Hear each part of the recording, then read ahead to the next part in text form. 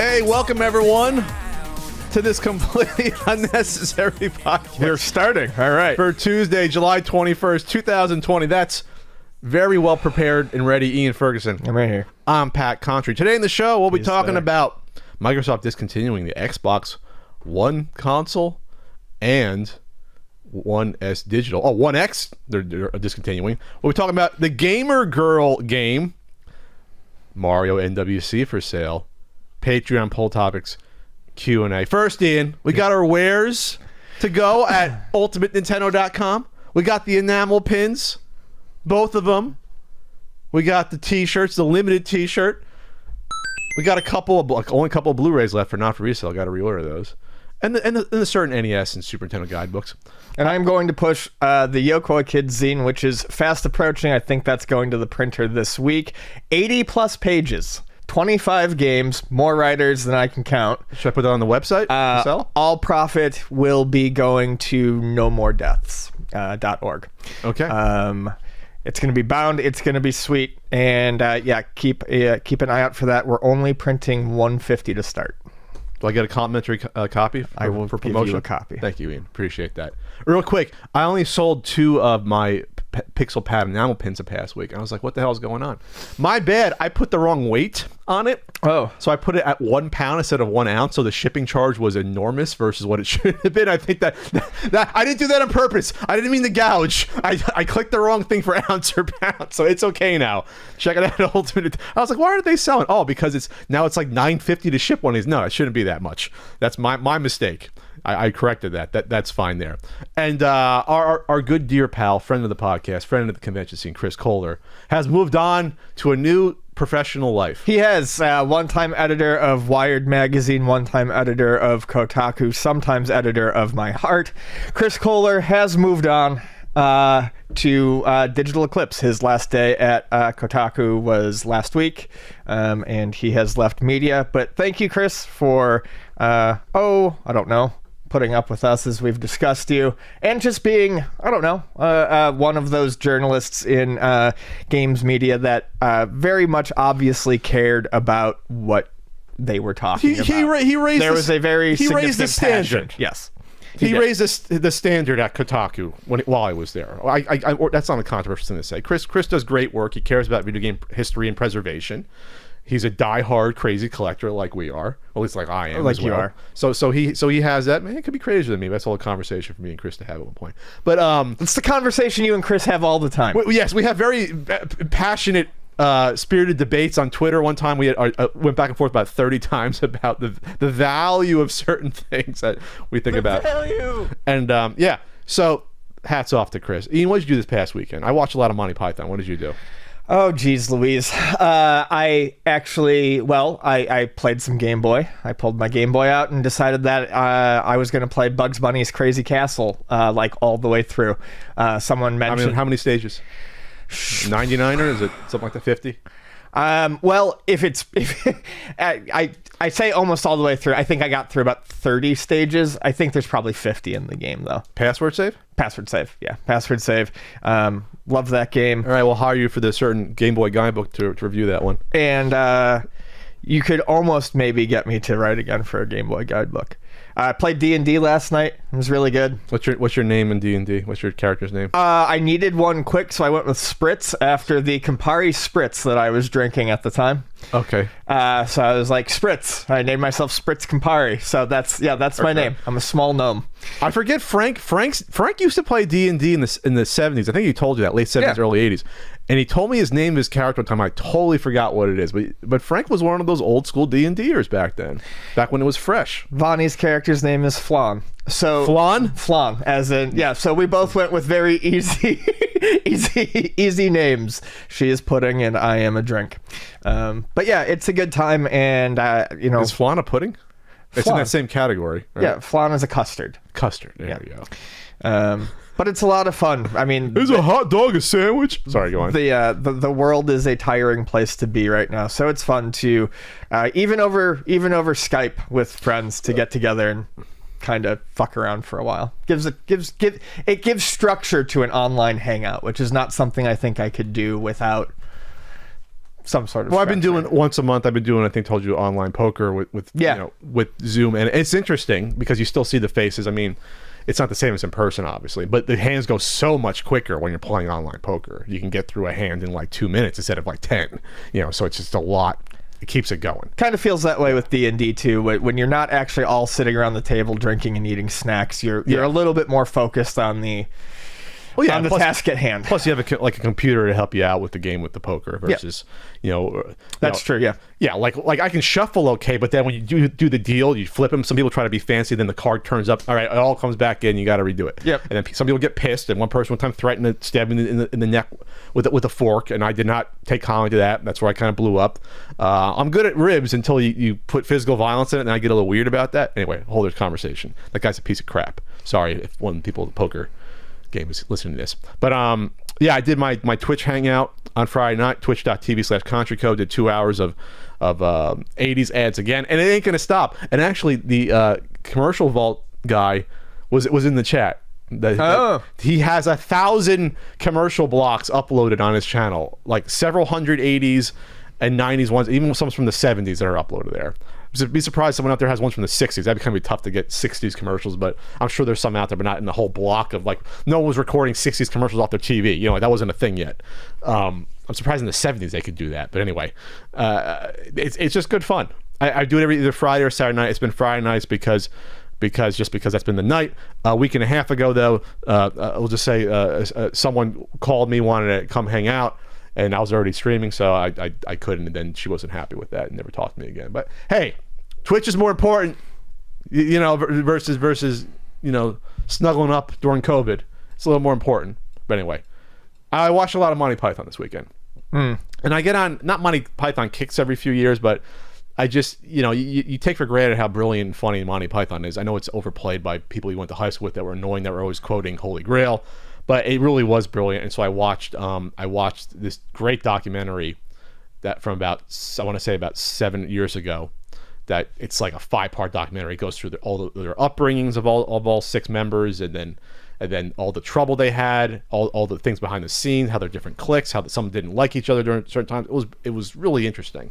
A lot of things you didn't know, like how Graham Chapman was like a raging alcoholic, like really bad. No, really. Like during Holy Grail, like they were surprised he can get through his lines. Like there was a part. Remember they had to cross the little bridge. Yeah. He was a mountaineer, Graham, and so they said, "Oh, you can do this easily." He got up there and he froze because he didn't have his alcohol that morning. Oh, that's how bad he was. He was shaking. So wow. They were like, "What the fuck is going on with this guy?" He kept it a secret from them. And I think they said one time they were filming. I don't think it was that much. I think they were filming something else or doing something, and like they opened up the suitcase, and there was like a whole handle of like vodka. And I think John Cleese said that morning it was totally full. Now it's half full. It was like noon. Jesus H. Christ. That's when I knew it was a major problem. Yeah. Wowzers. So I don't know if you have any Monty Python memories. Obviously, everyone loves the Holy Grail. Life of Brian is even a better movie when you go back and you watch Life of Brian. I don't have I didn't watch a lot of just Monty Python, but Holy Grail I know through and through. Growing up, my dad was finishing up his teaching degree in college, and I remember being young, and on Saturday nights, like once every couple of months, my dad would have like a Monty Python night, and all the other people that he would, because they were all in school for their history majors, so they would all get together and watch Holy Grail and drink beer, and it just became a thing that they did. Sometimes they'd watch Life of Brian, this, that, or the next thing. So Holy Grail became very, very much ingrained in me growing up, because it was a movie that was always on. We always had a copy of it, and I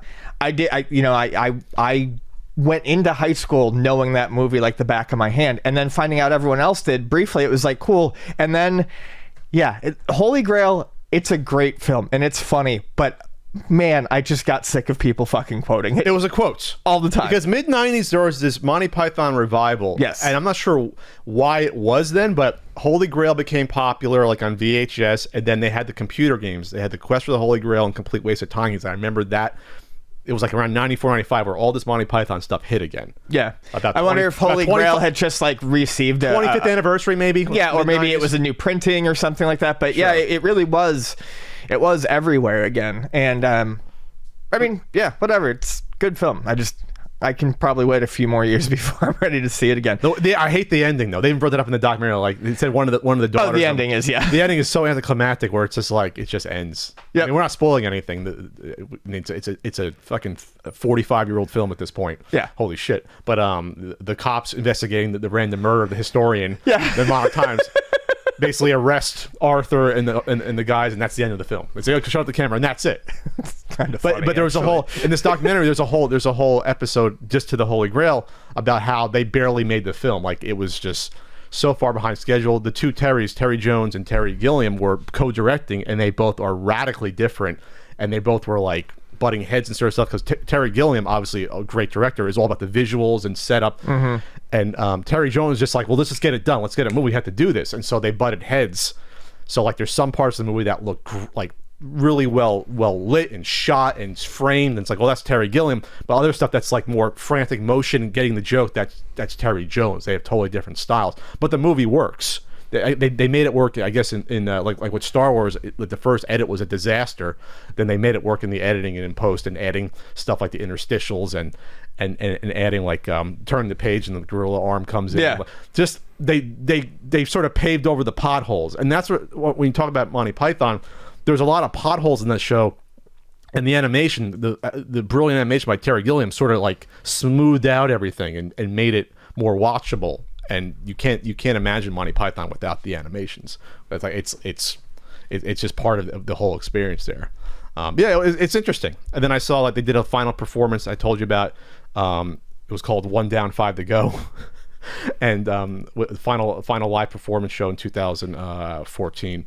There, the one last hurrah for him. Yeah, it wasn't because I think I do actually remember that. That was the one that they like showed in movie theaters. They showed the final show. They did it 10 nights in Britain, and the final night I guess was simulcast, like how they show the opera sometimes. Or there's been concerts every once in a while that they've done that. Like, simulcasted. They do it with riff tracks, or used to, but when we had movie theaters, remember movie theaters? Not really. If we will again, but no, it was brilliant, and they were still good performers, and it was nice to see them live there. But now two of them are gone.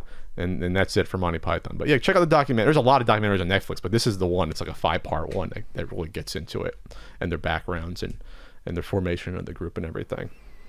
So what we got talking about here? All right, Microsoft, Ian, discontinuing the Xbox One X and One S digital out of nowhere. They're like, you know what? We don't need to make these consoles anymore. Yeah. Well, I mean, they're getting to the end of the life the Xbox One, the Xbox One life. From all accounts, the Xbox One X was not a great seller. A lot of people didn't probably see the need to upgrade it. I know just from talking to other people who do retail that they don't move in the stores that they're at. When we get them, they sit around forever. So it makes sense that the standard 1S would be the one that keeps going. To keep something on the market. The half step up. Yeah, to keep something on the market. I'm surprised. The 1S Digital Edition, they barely marketed that, and it doesn't seem like it was that popular, which makes me wonder how going forward things like the PlayStation 5 digital version will sell. We'll see. I think it could be a price thing. It could also be maybe that generation it didn't make much sense, but maybe this generation more people will switch over to it. Either way, that shows that Microsoft is definitely winding down what they're currently doing and getting ready for the Series X in whatever capacity. Well, it's just weird when you have all these half consoles. Yeah, these half steps. The Xbox One X only came out 2 years ago. No, not even 3 years ago. November 2017 it came out. So now it's already gone. The all digital one was 2 years ago, I believe, at most. So it's just strange to see something discontinued that quickly. But if you're pushing the new Series X, there's no need to have this half measure.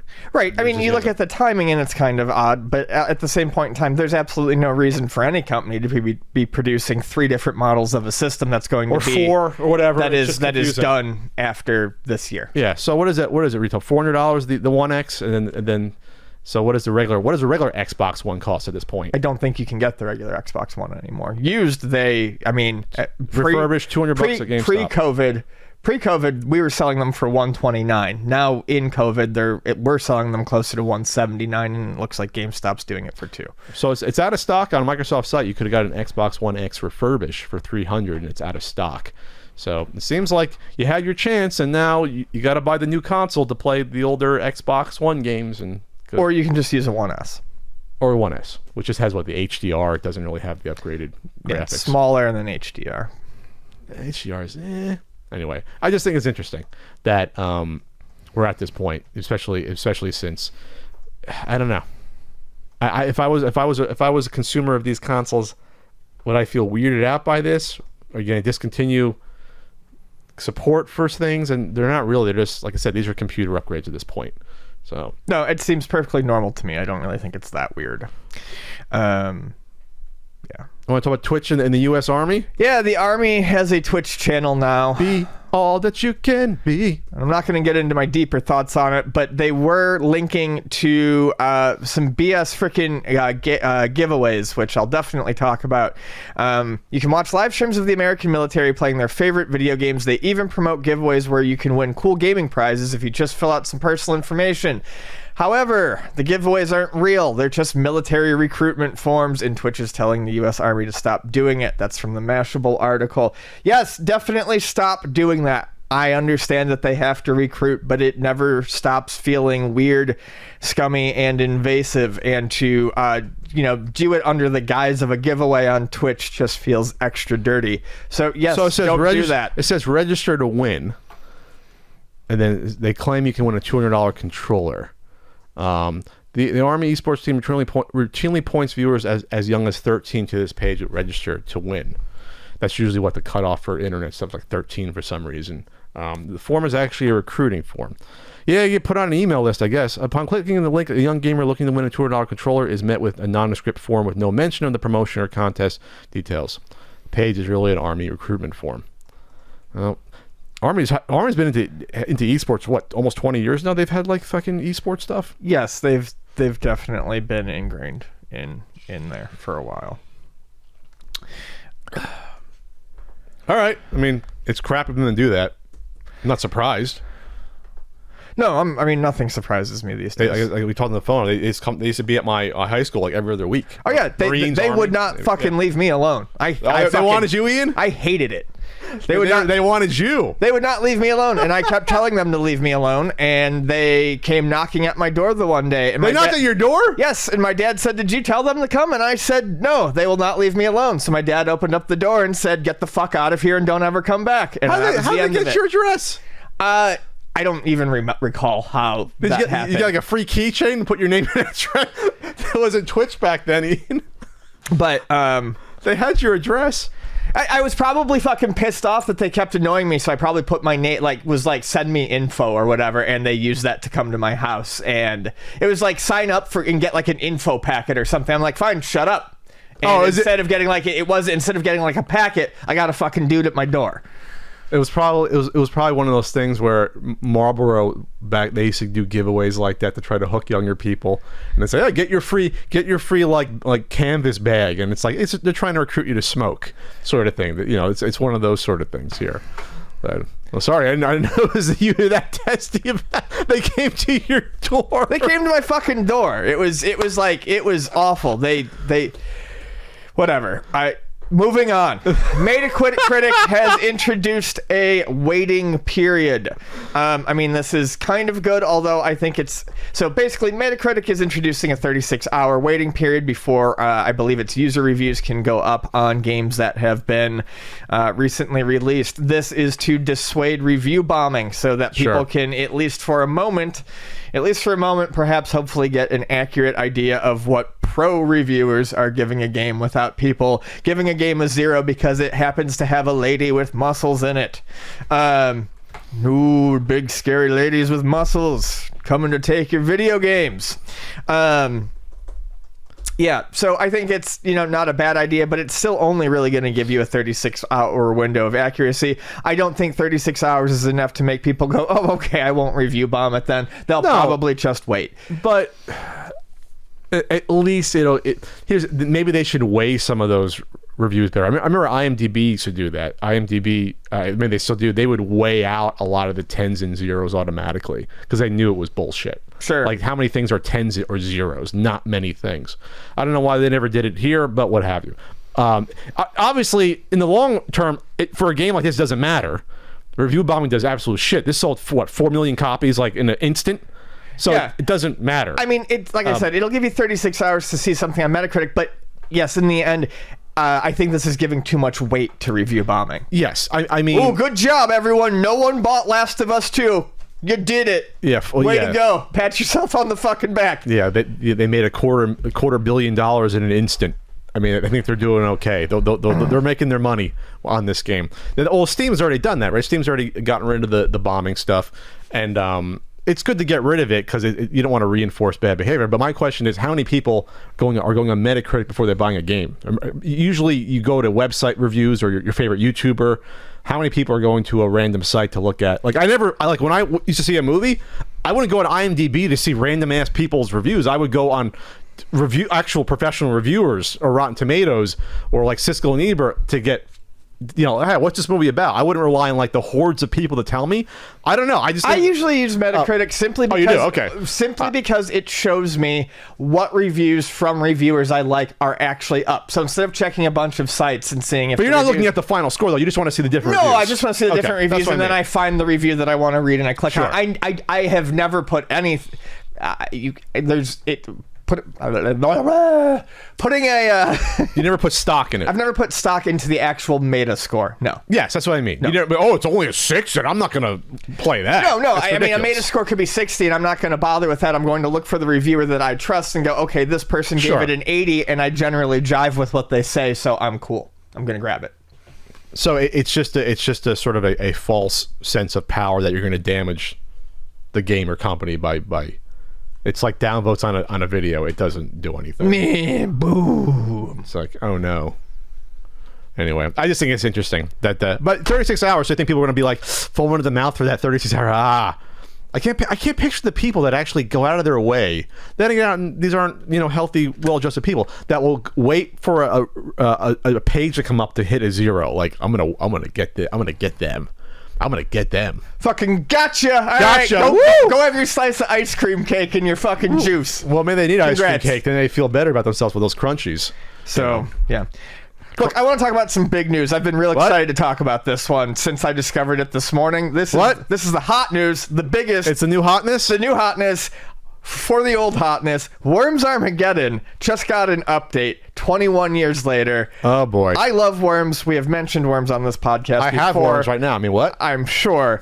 Worms Armageddon is my absolute favorite version of the game. And while many of the later versions are similar, and there are good later versions, it's I know what weapon setups are going to be in Armageddon. It's like Worms Armageddon is the purest version of just basic Worms before they started adding like vehicles and stuff like that. Ooh, I don't want vehicles in my Worms. And it can be fun, but yes, No. it's this is my favorite version. So Team 17 this is coming from comicbook.com. Team 17 has surprised fans with the release of a brand new update for Worms Armageddon more than 21 years after its initial release. The Steam version. The Steam version is getting a number of new additions as part of a patch, including several new language options, windowed mode, Yay! updated animations. Update.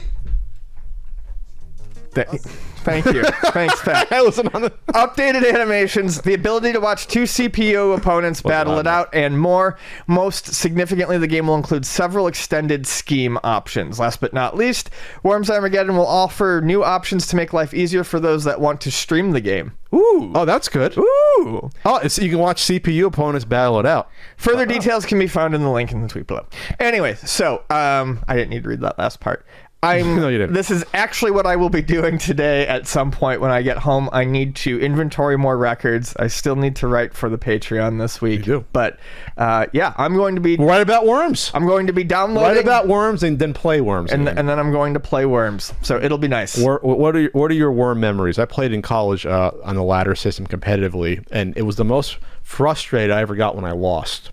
Really? Yes, more than like playing it for, because when you're off, like just that little smidge of the shotgun or the grenade, and then you're just waiting to die at that point. It's the slow wait of death. Whatever was it 45-second turn, whatever Yes. it was. You're just like, oh my God, gonna kill me. There's nothing I can do. I'm watching my worm get ninja uppercutted into the water, and it's the worst feeling in the fucking world. When you knew you just almost had them, and you see turn that bad, because that's what worms is like. You can fuck up easily. Or you throw that super sheep out and you don't control it right, and you fucking kill your own guys, Or you eat your own grenade. Yeah, like it's and you have to be skilled. Like that's why there's strategy, but you have to be good with hand-eye coordination. There's not many games like Hand-eye worms. coordinations, and you got to understand basic ideas of physics. You got to use that ninja rope, the rope. The worm's rope. Knowing how to use the grappling hook and the ninja rope is absolutely key. Yes. To that Control. You got to do the momentum and twirl way around Yep. and get on top of them. I played so much of this game growing up. My first experience with worms was I was in middle school, and a friend had myself and another friend over to sleep over that weekend, and we were playing games on the computer, and one of the things he had just downloaded was the demo for the very first Worms. The first one. And it only had 2 stages. There was no random generation. It was 2 stages, limited supply of weapons, and the kid who had us over crashed out early, and the other friend and I, we stayed up for like 3 hours playing the demo endlessly. Like, we had never had more fun playing the same, restricted rule set in any game. It was incredible. And then like a year later, I was dating my first girlfriend in high school, and I think it was Worms 2 that she had for the PlayStation. And that was Worms 2 and Mortal Kombat 3 were like the 2 games we used to play all the time when we would hang out together. So those are my like fond memories of Worms. Romance. But I've always played Worms. I mean, like I said, even now I'll still fire up, the new versions and give them a go. But I'm very excited for this. Oh yeah, Worms Armageddon was I think it was my sophomore year of college. It was sophomore year of college, and yeah, it was playing that, and then playing like Rogue Spear and other first-person shooters. That's what I remember about that college year. That would be 99 for me. Yeah, 99 to 2000, and that's when the I was gonna say Xbox came out my junior year, the original Xbox, but that's how I'd spend a lot of my time. You come home, you do your homework. We made our little loft beds, raised beds. Everyone did that in college. You put the chair, so you can have the couch underneath, and then your roommate would be, or roommate Rocco would be behind me on his computer playing whatever, and then I'd be playing Worms, and then I get so mad I'd smash my arm into the desk and hurt the tricep, which still hurts to this day sometimes. Did you ever play Worms 3D? I don't remember. Surprisingly better than it should have been. I was not expecting to like it, but I remember when it first came out, and I was still living at home. I had more money. I had money that I didn't know. I was between apartments, and I was like, I don't know if I'm going to like this, but I went and I bought it for GameCube, and it ended up being, well, there's definitely problems with it. I think that is the longest I've ever played a video game with someone consecutively. My friend Mike and I sat there and played Worms 3D, I kid you not, for 8 fucking hours straight. Something about it grabbed us. The way Worms, on normal Worms, the 2D Worms, there's definitely deaths that come from knocking your worms off the playfield. Sure. But a lot of it is by the worms losing their HP and going down to 0 as well. In Worms 3D, it kind of flips that. Most of your kills in Worms 3D, because of how the 3D landscapes are generated, it's easier to figure out how to try to knock them off of the landscape Okay. and into the water below. watching some gameplay right now. It's a fun game. It didn't, you know, they did the best they could with the concept. It did change it up a bit. It looks this little map where you know. Yeah. Oh, okay. I prefer it in 2D, but Worms 3D I feel like was one of those games where everyone looked at it and said, no possible way that could work, and walked away from it. It's good. I enjoyed it. It looks interesting. Yeah. You just walk around in a 3D perspective, third person, and You still get the same time limit. You know, you get Same some sort of help weapons? aiming, same sort of aiming and same sort of firing, but because of how, like I said, the landscape is made, it's more like a bunch of floating islands, so you're more likely to knock them into the drink. What a topic! Holy hand grenade, Monty Python. It's in Worms. Oh yeah, and What the fuck? that's why Armageddon is great. That's another reason I love Armageddon, because that was the first one that had it. There's this huge ass, like half the screen gets and it goes, oh! Yeah, and it you get blows the up. 3, 2, 1, and you get the hallelujah, and then it blows up. It's fantastic. Was that your special weapon of choice? That was my special. That's always my special I was weapon always of super choice. sheep, because even if you always had a chance with the super sheep. If you're like had a worm all the way down the bottom corner, Yep. you could swing that bad boy. If you were good, it was quick. good. Super sheep, you're, and you can come back from that. Yeah, Super Sheep or not Super Sheep, Holy Hand Grenade, and I got really good at ninja roping and then dropping mines or dynamite. Dropping mines on the ninja rope. Or dynamite where I Dynamite needed was to. good. Yeah. Then you'd fall off by accident. That rope. Well, you had to that's master that rope. the best. I mean, that's the fun about Worms is like the controls are tight, but there's so many things that can go wrong. Oh, yes. Especially because you're constantly under a time limit. You can shoot God. yourself by accident with a shotgun if there's like one little piece, of the You ground. can get blowback from Yeah. the rockets. Man, Worms is such a good game. No, there's not a lot of games like Worms. When you think No. about it, there's not a lot of games that are that fun and goofy. And They have took the strategy and Gorillas basic game or Scorched Earth, and they really kind of took that gameplay style and took it to its apex. What a damn good game. What a good fun filled way to end this intro to the CU podcast. Yeah. For everyone out Go there. play Worms.